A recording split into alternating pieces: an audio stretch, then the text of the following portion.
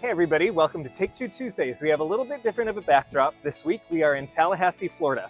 I'm here with Chris Hawley from the Florida League of Cities for Legislative Action Days. Can you tell us about Legislative Action Days?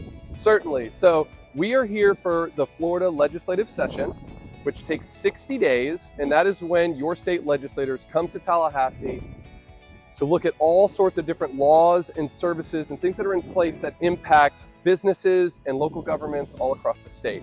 And what Legislative Action Days is when we have our members from the 411 cities, towns, and villages across the state come here with their elected officials to advocate for their local governments. So the city of Jacksonville Beach has a strong showing of our city council for Legislative Action Days. What does that mean for the Jacksonville Beach community?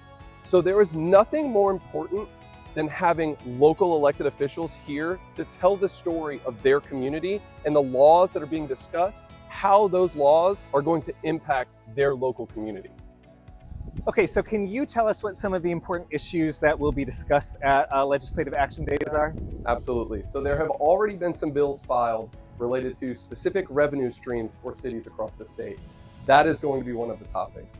One of those is the business tax license revenue source. There's bills that have been filed related to utility services and how those revenues are managed within a city.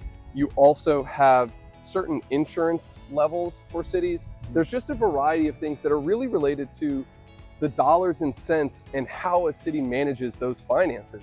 And what's important is to have your local elected officials here to talk about how those decisions are going to impact your city, and so that those decisions can be made locally and not a bill that's filed that restricts cities across the state to act a certain way. Great, so these days really allow the gap between local residents in Jacksonville Beach and state representatives to be kind of gapped by our local representatives, our city council. I could not have said it better. Okay. That's exactly right. What your elected officials are here to do is to make sure that they still have the ability to manage and to provide services locally and to listen to your community and make those decisions locally, rather than a bill be filed here with the state legislature that would impact or restrict them to not respond. Just like if a bill was filed that would make Miami act the same way that Jacksonville Beach would. Okay.